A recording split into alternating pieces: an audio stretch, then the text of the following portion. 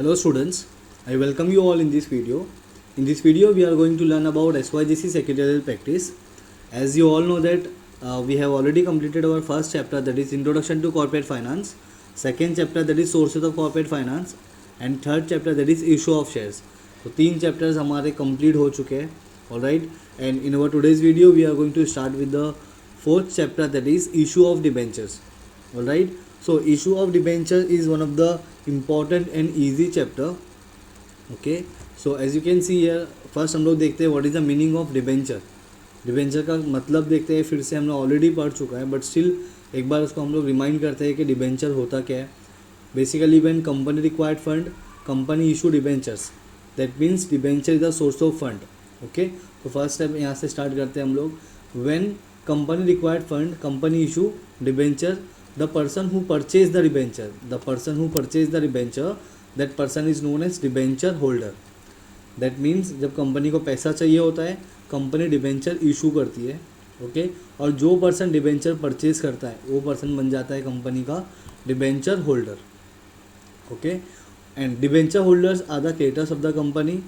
Debenture holders company के लिए creditors होते हैं. Alright, they receive profit in a form of interest, and interest of the debenture holder is fixed rate of interest. Okay, the debenture holder receive fixed rate of interest. इनको interest मिलता है और जो इनका interest होता है वो fix rate of interest होता है. Alright, they are the creditors of the company, that is why they are not allowed to participate in the management of the company. Alright, यहाँ पे मैंने एक्स डाला है, मतलब ये मैनेजमेंट में पार्टिसिपेशन इनको नहीं मिलता है. Alright, and then when you talk about general meeting, so debenture holders are not allowed to attend the general meeting of the company and they does not enjoy the voting rights. Okay, तो management में participation नहीं मिलता है, general meeting में participation नहीं है, and voting rights भी इनको नहीं मिलता है. ओके, सो डिबेंचर यहाँ पे क्या समझ में आता है, debenture is a source of fund. Debenture is a borrowed source of fund, मतलब बाहर से लिया हुआ पैसा. ओके, इसको हम लोग बोलेंगे external source of fund. Alright, the person who purchase the debenture, that person is known as debenture holder. तो ये तो था डिबेंचर. बट अगर किसी भी कंपनी को डिबेंचर इशू करना होता है, if a company wants to issue a debenture, then company has to follow certain rules and regulations, that mean provisions. Okay, जो भी companies act 2013, okay, whatever provisions are there under the companies act 2013, that company has to follow. उसके बाद में companies rule 2014 में जितने भी provisions है, rules and regulations है, that company also has to follow. Okay, तो पहला क्या हो गया, कंपनीज एक्ट में जो होगा वो फॉलो करना पड़ेगा. As you can see here, सबसे पहला जो है कंपनीज एक्ट 2013 में जो भी प्रोविजंस होंगे, if a company is going to issue, a company issuing debenture has to comply with the provision. That means if a company is going to issue a debenture, then company has to comply with the rules and regulation. That means company has to follow some rules and regulations. Okay, तो कौन कौन सा follow करना पड़ेगा पहले वो हम लोग देख लेते हैं. बेसिकली यहाँ पे हम लोग ये देखेंगे कि पूरे चैप्टर में हम लोग पढ़ने क्या वाला है. ओके, सिर्फ अभी यही देखने वाले हैं हम लोग. तो नंबर 1, कंपनीज एक्ट 2013, इसमें जितने भी रूल्स एंड रेगुलेशंस हैं वो कंपनी को फॉलो करना पड़ेगा if a company is going to issue a debenture. पहला चीज़. सेकेंड, कंपनीज रूल 2014, इसके अंदर जितने भी शेयर कैपिटल के लिए और डिबेंचर्स के लिए रूल्स एंड रेगुलेशंस है, that company also has to follow. Okay, तो पहला कंपनीज एक्ट के बारे में हम लोग पढ़ेंगे, दूसरा कंपनीज रूल 2014 के बारे में हम लोग पढ़ने वाले. Then we are going to learn about RBI guidelines, that means Reserve Bank of India guidelines, and SEBI's various regulations. Okay, तो RBI के बारे में हम लोग पढ़ेंगे, एंड देन उसके बारे में हम लोग पढ़ेंगे सेबी वेरियस रेगुलेशंस. ओके, तो RBI के बारे में इतना कुछ है ही नहीं इस चैप्टर में. ऑलराइट, तो बेसिकली अब जो मेजरली जो हम ये चैप्टर के अंदर कवर करने वाले हैं, that we are going to cover companies act 2013 and companies rule 2014. ये दो पार्ट जो है बहुत इंपॉर्टेंट है. इसके अंदर क्या क्या रूल्स एंड रेगुलेशंस है, क्या क्या प्रोविजंस है, ये सारी चीज़ें हम समझने वाले हैं. ओके, तो ये चैप्टर बहुत ईजी है और छोटा चैप्टर है, तो ये आपका जल्दी ख़त्म भी हो जाएगा. Alright, so now let's start with introduction part. So first introduction देखते हैं हम लोग. Companies prefer issuing debentures to raise funds as they can be repaid after a long period. Okay, तो बेसिकली कंपनी क्या करती है, डिबेंचर इशू करती है एंड डिबेंचर होल्डर से पैसा लेती है. क्यों? क्योंकि ये लोग लॉन्ग पीरियड के बाद में रीपे करेंगे, मतलब कंपनी को रीपे करने का यहाँ पे टाइम मिलेगा. ऑलराइट, आगे देखते हैं. A company can make public issue of debenture only if, so कोई भी company, if a company is going to issue a debenture publicly, public में अगर इशू कर रही है तो यहाँ पे कुछ रूल्स एंड रेगुलेशंस है, कुछ उनको रिस्ट्रिक्शंस है जो हम देखते हैं कि कौन सा कंपनी होगा जो पब्लिकली डिबेंचर इशू कर सकती है, और अगर नहीं कर सकती है तो उसके पीछे रीज़न क्या हो सकता है कि क्यों नहीं कर सकती है। ओके, सो अगर आप भी सपोज एग्जांपल लेके समझते हैं कि आप अगर अगर आपकी कोई कंपनी है और अगर आप डिबेंचर इशू करना चाहते हो, ओके, और अगर आपकी कंपनी में आप एज अ प्रमोटर हो, मतलब जो बिज़नेस को प्रमोट करता है, जो स्टार्ट करता है, जो बिज़नेस का आइडिया जिसके माइंड में आता है, when the idea about the business come in a mind of a person, that person is known as promoter, उसको हम लोग बोलेंगे प्रमोटर या बोर्ड ऑफ डायरेक्टर, ओके, या फिर कंपनी के जो या तो कंपनी के प्रमोटर्स और कंपनी के डायरेक्टर्स, इन लोगों ने कोई भी डिफ़ॉल्ट किया होगा, मतलब कुछ भी किसी को डिबेंचर से पैसा लिया होगा पहले, या फिर किसी पब्लिक से पैसा लिया होगा, उनको रीपे नहीं किया होगा, ओके, तो उसको बोलते हैं डिफ़ॉल्ट करना। अगर ऐसे गलती किया होगा, पैसा लेकर वापस नहीं किया होगा, so in such case company is not allowed to issue their debentures. Okay, तो ऐसे कुछ प्रोहिबिशंस होते हैं, कुछ रिस्ट्रिक्शंस होते हैं, वो अभी हम लोग देखते हैं कि क्या होता है। पहला देखते हैं यहाँ पे फर्स्ट, कंपनी और इट्स प्रमोटर समझ गया होगा आपको, कंपनी, उसके प्रमोटर या फिर कंपनी के board of directors have not been prohibited from accessing the securities market by SEBI, मतलब सेबी ने उनको कहीं पे रिस्ट्रिक्शन नहीं लगाया हुआ होना चाहिए।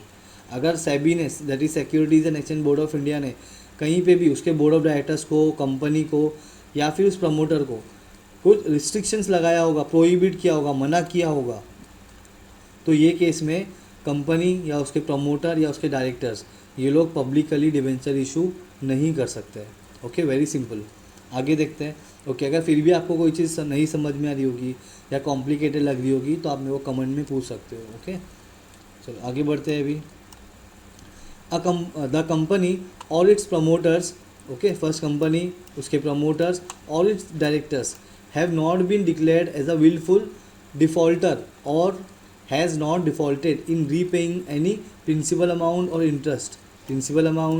इंटरेस्ट ऑन एनी डेब्ट securities for a period of more than 6 month. Okay, इसका सिंपल सा मतलब ये होता है, सपोज मैं कंपनी हूँ, आप मेरे कंपनी के डिबेंचर होल्डर हो, ऑलराइट, मैंने आपसे 1 लाख रुपया लिया था, 1 लाख रुपीज़ लिया था, मैंने आपको प्रॉमिस किया था that I will repay your amount after 2 years, 2 साल के बाद में मैं आपका पैसा आपको दे दूंगा, और उसके साथ में मैं आपको हर महीना इंटरेस्ट भी पे करूंगा, या फिर 1 साल में एक बार आपको इंटरेस्ट पे करूंगा।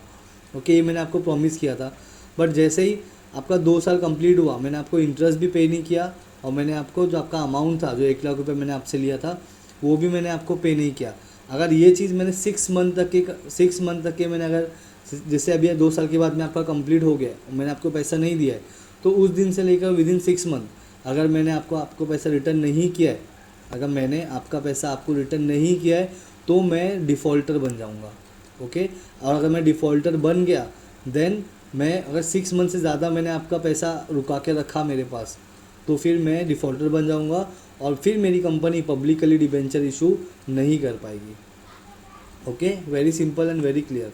नाउ, तो basically in this chapter we will learn about the various regulations और प्रोविजंस। तो हम लोग रेगुलेशंस के बारे में पढ़ने वाले हैं, and we are going to learn about provisions related to issue of debentures and the procedure for issuing debentures. Okay, तो इशू ऑफ डिबेंचर, कंपनी कैसे डिबेंचर इशू करेगी, वो हम लोग पढ़ने वाले हैं, and then we are going to learn about procedure for issue of debentures. Alright, तो ये हम लोग पढ़ने वाले हैं इस चैप्टर के अंदर। अच्छा, अभी कुछ चीज़ें ऐसी है जो आपका डिडक्ट हो चुकी है सिलेबस में से, तो वो चीज़ हम लोग कवर नहीं करेंगे। Alright, now regulations governing issue of debentures. So if a company is going to issue a debentures, so कौन कौन से रूल्स एंड रेगुलेशंस होंगे जो उनको फॉलो करने पड़ेंगे, that we are going to see. First, a company issuing debenture has to comply with provisions of the companies act 2013। पहला कौन सा आएगा, हम लोग पढ़ेंगे अबाउट कंपनीज एक्ट 2013 के बारे में। देन पहले तो ये कंपनी को फॉलो करना पड़ेगा, जितने भी रूल्स एंड रेगुलेशंस लिखे हुए कंपनीज एक्ट 2013 में, that company has to follow. Okay, पहला चीज़ यहाँ पे जो भी प्रोविजंस होगा, जो भी रूल्स एंड रेगुलेशंस होगा वो कंपनी को फॉलो करना पड़ेगा if a company is going to issue a debenture. Okay, see मैं बार बार एक चीज़ रिपीट इसके लिए कर रहा हूँ सो दैट आपके दिमाग में वो चीज़ रजिस्टर हो जाए। अभी आगे देखते हैं कंपनीज रूल 2014 के बारे में, जिसके अंदर शेयर कैपिटल के लिए और डिबेंचर के लिए लिखा हुआ है। तो अभी शेयर कैपिटल नहीं पढ़ रहे हैं, अभी हम लोग जो डिबेंचर पढ़ रहे हैं उसके लिए भी कंपनीज रूल 2014 में कुछ रूल्स एंड रेगुलेशंस है वो हम लोग पढ़ने वाले हैं। Clear? Now RBI guidelines, RBI की कुछ गाइडलाइंस है वो हम लोग पढ़ने वाले हैं, and then SEBI's various regulations. Okay, ये सारी चीज़ें अभी हम लोग इस चैप्टर में पढ़ने वाले हैं। Depending upon the type of debenture company has to fulfil the following provisions and regulations. Okay, तो जो भी टाइप का डिबेंचर होगा वो टाइप का डिबेंचर उस हिसाब से कंपनी को रूल्स एंड रेगुलेशन को फॉलो करना पड़ेगा। Alright, okay, types of debenture जो है वो मैं आपके लिए अपलोड कर दूंगा बहुत जल्दी। ओके, चलो आगे बढ़ेंगे। अभी companies act, regulations and guidelines. Okay, मतलब ये रूल्स एंड रेगुलेशंस है। कम एक्ट के लिए कौन सा एक्ट है पहले वो देखेंगे, और वो एक्ट किसके लिए बना है, क्यों बना है, that we are going to see here. Okay, provisions मतलब क्या है, यहाँ पे एक्ट है, कौन सा एक्ट है और उस एक्ट के अंदर क्या लिखा हुआ है वो यहाँ पे प्रोविजंस में क्या है। Okay, so one by one देखते हैं हम लोग। सबसे पहले तो दिया है आपका कंपनीज एक्ट 2013 सेक्शन 71। ओके, हाँ यहाँ पे सेक्शन याद रखना आपको थोड़ा सा इंपॉर्टेंट है। ओके, तो लेकिन ऐसा नहीं है कि आप लोग बैठ के उसको रट्टा मारो, आप आराम आराम से अगर पढ़ते भी रहोगे डेली बेसिस पे तो ऑटोमेटिकली आपको ये सेक्शंस जो एक्ट है ये आपके माइंड में रजिस्टर हो जाएगा। ऑलराइट, तो कंपनीज एक्ट 2013 सेक्शन 71 में वो किसके लिए सेक्शन बना हुआ है, ये एक्ट किसके लिए है, that we are going to see now. It contains provision for issue of debentures. तो ये section 71 under the companies act 2013 में क्या लिखा हुआ है, it contains provision for issue of debentures, मतलब डिबेंचर इशू करेंगे तो कौन कौन से रूल्स एंड रेगुलेशंस को फॉलो करना है वो इसमें लिखा हुआ है। ओके, आगे देखते हैं सेकेंड वाला, companies rule 2014 and rule 18। Okay, companies rule 2014 and rule 18, इसमें क्या है देखो, it contains provision for issue of secure debentures. Okay, अब ये सिक्योर डिबेंचर क्या होता है, secure debentures are those debentures which are secured against the property of the company. जब हमने डिबेंचर के बारे में पढ़ा था मैंने आपको बताया था कि सिक्योर डिबेंचर का मतलब होता है वो डिबेंचर होता है सिक्योर डिबेंचर जो कंपनी के एसेट्स के ऊपर उनका चार्ज होता है, जिसका कंपनी के एसेट्स के ऊपर चार्ज होता है उसको हम लोग बोलते हैं सिक्योर डिबेंचर। अच्छा, थोड़ा सा और इसको देखते हैं कि इसका मतलब क्या है। सपोज़ आपने अगर किसी कंपनी का डिबेंचर परचेज़ किया है और आपका सिक्योर डिबेंचर है तो कंपनी का जो एसेट्स होगा उस पर आपका चार्ज होगा। That means if a company fail to repay the amount, company ने आपको आपका पैसा उस टाइम पे नहीं कर पाया जिस टाइम पे कंपनी ने बोला था, तो आपका पैसा डूबेगा नहीं, वहाँ पे क्या होगा, आपका पैसा रिकवर हो जाएगा। कैसे, जो कंपनी का एसेट्स होगा वो आप बेच दोगे, सेल कर दोगे, सेल करने के बाद में आपका जो पैसा होगा वो रिकवर हो जाएगा, उसको हम लोग बोलते हैं secure debentures. Alright, so I hope आपको ये कॉन्सेप्ट क्लियर हुआ होगा, बट स्टिल आपको कुछ भी डाउट होगा तो डोंट वरी, मैं टाइप्स ऑफ डिबेंचर इशू करूँगा आपके लिए, तो उसमें आपको ये सारी चीज़ें समझ में आ जाएगी। ऑलराइट, चलो पॉइंट नंबर 3 देखते हैं, सेबी रेगुलेशन एक्ट 2008। तो अभी सेबी के बारे में बहुत सारे एक्ट है जो हमको, बहुत सारे रेगुलेशंस है जो हमको वन बाय वन पढ़ना है। सबसे पहले हम लोग पढ़ेंगे रेगुलेशन 2008 के बारे में। उसमें क्या लिखा है देखो, issue and listing of debentures. Okay, issue करने का लिखा हुआ है, रेगुलेशन लिखा हुआ है, और लिस्टिंग ऑफ डिबेंचर्स का मतलब होता है कि हमारा जो डिबेंचर है उसको हमें स्टॉक एक्सचेंज पे लिस्ट करवाना है। दैट मीन्स अपनी कंपनी का नाम उस स्टॉक एक्सचेंज पे लिस्ट करवाना होगा, और जो डिबेंचर हम इशू कर रहे हैं उसके बारे में स्टॉक एक्सचेंज को इन्फॉर्म करना होगा, तो उसको हम लोग बोलते हैं लिस्टिंग ऑफ डेब्ट securities. Okay, now covers provision for issue के बारे में लिखा हुआ है, and listing of debenture which are not convertible, मतलब ऐसा डिबेंचर जो कन्वर्टेबल नहीं है, नॉट कन्वर्टेबल, इसको हम लोग बोलेंगे non convertible. That means non convertible debentures are those debentures which cannot be converted into equity shares throughout the lifetime of the company. मतलब ये डिबेंचर ऐसे डिबेंचर होते हैं कि इनका जब पीरियड फिनिश होता है तो ये इक्विटी शेयर में कन्वर्ट नहीं हो सकते। Okay, either into full Holi और पार्टली इनटू इक्विटी शेयर्स, मतलब कंप्लीट तरीके से भी नहीं होगा और पार्टली थोड़ा भी नहीं कन्वर्ट नहीं होगा, ओके, क्योंकि ये नॉट कन्वर्टेबल डिबेंचर्स है इनटू इक्विटी शेयर, मतलब इक्विटी शेयर्स में ये कन्वर्ट नहीं होंगे।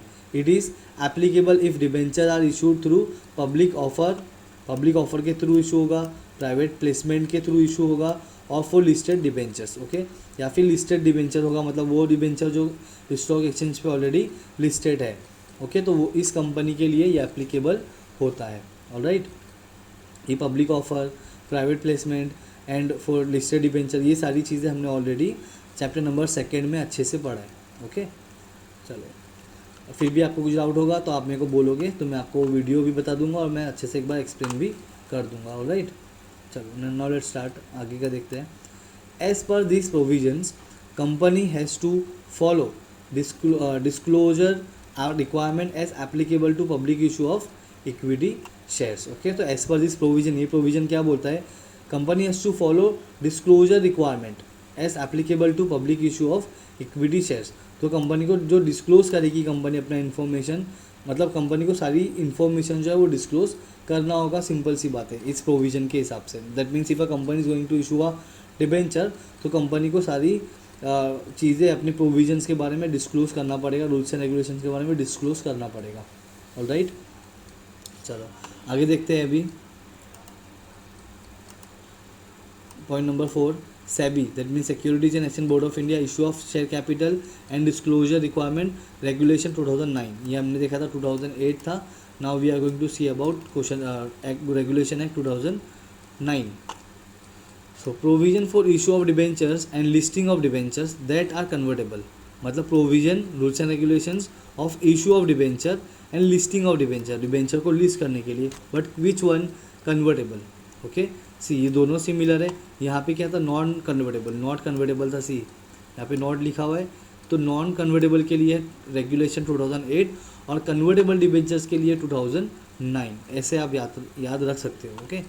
आइदर पार्टली, फुल्ली और ऑप्शनली इनटू लिस्टेड और unlisted equity shares as per this provision a company has to follow the same disclosure norms as applicable to equity shares. That means जब company equity share issue करती है, जो भी rules and regulations होता है, same चीज़ें इनको जो कन्वर्टेबल डिबेंचर्स होते हैं वो टाइम पे इनको डिस्क्लोज करना पड़ेगा। इसके पीछे का रीज़न क्या है, इसके पीछे का रीज़न ये है कि कन्वर्टेबल डिबेंचर वो डिबेंचर होता है जो इक्विटी शेयर में कन्वर्ट हो सकता है। That means convertible debentures are those debentures which can be converted into equity shares, okay.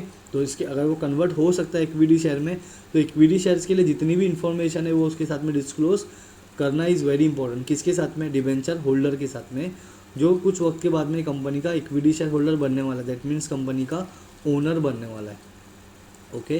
तो ये था सेबी रेगुलेशन 2009, ओके। तो आपको यहाँ पे क्या याद रखना है आपको, 2008 है नॉन कन्वर्टेबल के लिए और 2009 है कन्वर्टेबल डिबेंचर के लिए, जहाँ पे आपको इक्विटी शेयर के सारे रूल्स एंड रेगुलेशन प्रोविजंस को डिस्क्लोज करना होगा, ओके। चलो आगे देखते हैं। अभी now SEBI regulation 2005, okay, 2015 sorry, okay, क्या लिखा है, सेबी रेगुलेशंस 2015 में क्या लिखा हो वो देखते हैं। तो बेसिकली किसके बारे में, देखो यहाँ पे listing obligations and disclosure requirement, कि क्या क्या कंपनी को डिस्क्लोज करना पड़ेगा, क्या क्या ऑब्लिगेशंस होंगे कंपनी को at the time of listing of debentures. तो ये सारी चीज़ें इस रेगुलेशन में लिखी हुई है। कौन से रेगुलेशन में, रेगुलेशन 2015 में, ओके। देखते हैं इसके अंदर डिटेल में कि क्या दिया हुआ है। Provisions which a listed company issuing non convertible debentures, मतलब ये प्रोविज़न किसके लिए है, जो company non convertible debenture issue कर रही है, ऐसा डिबेंचर जो इक्विटी शेयर में कन्वर्ट नहीं हो सकता है। परपेचुअल डेप्ट इंस्ट्रूमेंट एसेट्रा, परपेचुअल डेप्ट इंस्ट्रूमेंट मतलब जो कंटिन्यूसली कंपनी का डेप्ट होगा, परपेचुअल का मतलब होता है continuous, okay, etcetera has to fulfil the provisions related to various listing conditions which a company has to comply with, okay. तो जितने भी रूल्स एंड रेगुलेशन है, जो भी कंडीशंस है लिस्ट करने के लिए, वो सारी कंडीशंस कंपनी को फुलफिल करना पड़ेगा, then only company can issue the debentures publicly, okay. Now RBI के बारे में देखते हैं पॉइंट नंबर 6 पे। RBI guidelines that mean Reserve Bank of India guidelines mean for banks. तो बेसिकली ये आरबीआई किसके लिए होता है, बैंक्स के लिए, which raise capital by issuing non equity instrument, मतलब ऐसा इंस्ट्रूमेंट कोई भी बैंक अगर कोई इंस्ट्रूमेंट इशू कर रहा है जो नॉन इक्विटी मतलब इक्विटी को छोड़ के बाकी सब, ओके, ऐसा इशू कर रहा है तो उनके लिए आरबीआई की कुछ गाइडलाइंस होती है। बस आपको यहाँ पे इतना ही याद रखना है, गाइडलाइंस क्या क्या होती है वो हमको इसके अंदर नहीं पढ़ना है, ओके। तो जो चीज़ नहीं पढ़ना है वो आप उसके बारे में इतना मत सोचो। हाँ, आपको खाली इतना याद रखना है कि जो आरबीआई गाइडलाइंस है वो किसके लिए है, वो बैंक के लिए। कौन से बैंक के लिए?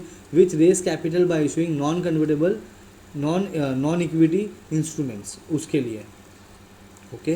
तो बस यहाँ पे आपको अभी फ़िलहाल के लिए इतना याद रखना है, ओके। चलो अभी आगे देखेंगे हम लोग।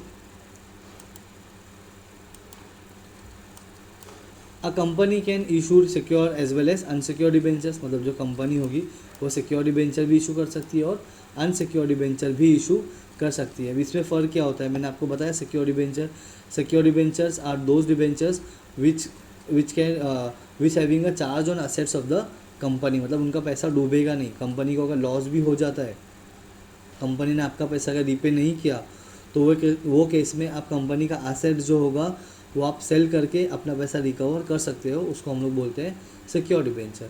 और अनसिक्योर डिबेंचर वो होता है जो रिकवर नहीं हो सकता है। If company fail to repay the amount to the debenture holder, और अगर आपका अनसिक्योर डिबेंचर है तो आपका पैसा आपको रिटर्न नहीं मिलेगा, ओके। पहला आगे देखते हैं। It can issue non convertible debentures और debentures which can be converted into fully और partly into equity shares.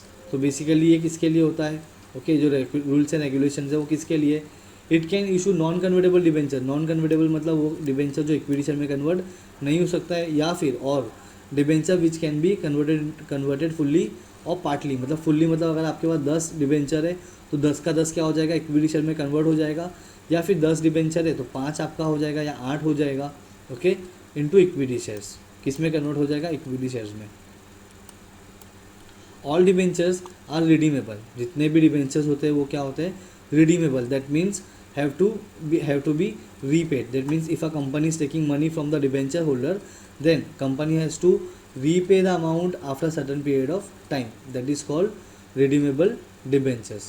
Company can issue debentures to its members or make a public offer or offer it even through private placement. Okay, तो जितने भी debentures होंगे redeemable, तो company can issue debentures, company issue कर सकती है to its member मतलब company में जो ऑलरेडी मेंबर्स है, कंपनी के जो शेयर होल्डर्स है, या कंपनी के जो एम्प्लॉयज़ है, कंपनी के जो डायरेक्टर्स हैं, उनको भी कंपनी डिबेंचर इशू कर सकती है। और मेक अ पब्लिक ऑफर, या फिर पब्लिक को, मतलब जो जनरल पब्लिक है हमारे जैसी बाहर, हम भी ऐसी कंपनी का डिबेंचर परचेज कर सकते हैं।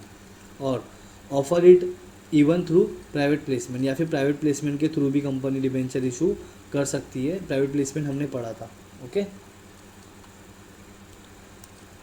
Company can also list its debentures on stock exchange. That means if a company is going to issue a debenture, तो स्टॉक एक्सचेंज पे अपना कंपनी का नाम और डिबेंचर जो है हम लिस्टेड करवा सकते हैं। लिस्टेड करवाने का मतलब ये होता है कि आप जब भी उस कंपनी के स्टॉक एक्सचेंज पे जाओगे तो आप उस कंपनी का नाम देखोगे कि सो एंड सो कंपनी है जो उस कंपनी में डिबेंचर इशू हुआ है। सो अगर आपको परचेज़ करना होगा तो आप परचेज़ कर सकते हो, ओके। चलो आगे देखेंगे अभी। The board of directors of a company have the authority to issue debentures. तो ये लाइन इंपॉर्टेंट है, okay. So board of director has the authority, okay, और power to issue the debenture. तो बोर्ड ऑफ डायरेक्टर कंपनी का जो debenture है वो issue कर सकते हैं, उनको अथॉरिटी है। किसको है? बोर्ड ऑफ डायरेक्टर को, okay. The board of director have the authority to issue debentures, okay. ये चीज़ आपको याद रखना है। However the board can use their borrowing powers only up to the limit permitted by the article of association, okay। तो board of director जो company के होंगे वो भी कंपनी का डिबेंचर परचेज कर सकते हैं, but there are certain restrictions which are mention in article of association. जितना हमने आर्टिकल ऑफ एसोसिएशन में मेंशन किया होगा उतना ही डिबेंचर वो लोग परचेज कर सकते हैं, बोरो कर सकते हैं, ओके। उससे ज़्यादा उनको अलाउड नहीं है। ऐसा क्यों होता है? क्योंकि अगर बोर्ड ऑफ डायरेक्टर को भी अलाउड कर दिया कि जितना तू परचेस करना है डिबेंचर उतना वो परचेस कर सकेगा, तो वो केस में जो बाहर के लोग हैं, जो जनरल पब्लिक है, उनको डिबेंचर मिलेगा ही नहीं, क्योंकि जो कंपनी के बोर्ड ऑफ डायरेक्टर्स होंगे वो ही पूरा डिबेंचर परचेस कर लेंगे, okay. So if in case the board wants to increase its borrowing power, अगर बोर्ड ऑफ डायरेक्टर को चाहिए कि वो लोग बोरोइंग पावर जो है वो इंक्रीज़ करे, they have to get the approval of share holders in general meeting through a special resolution. So in such case the board of director has to take the permission from the shareholders in general meeting through a special resolution. उनको एक resolution pass करना पड़ेगा special, तब जाके वो लोग उनका borrowing power जो है वो इंक्रीज कर सकते हैं. ओके, तो ये अपना यहाँ पे फिनिश हुआ. अब आगे देखते हैं हम लोग. Provision for the issue of debenture as per companies act 2013, companies rules 2014 and SEBI regulations. Okay, तो अभी हम लोग क्या करते हैं, इस वीडियो को यहाँ पे फिनिश करेंगे. बट यहाँ पे आपको जो सामने दिख रहा है, ओके, जितनी भी चीज़ें आपको दिख रही है, दैट इज़ कंपनीज एक्ट 2013. यहाँ पे आपको जो पॉइंटर्स दिख रहे हैं, no voting rights, types of debentures, payment of interest and redemption, तो ये सारी चीज़ें हम लोग पढ़ने वाले हैं हमारी नेक्स्ट वीडियो में. उस पहले हम लोग ये फिनिश करेंगे.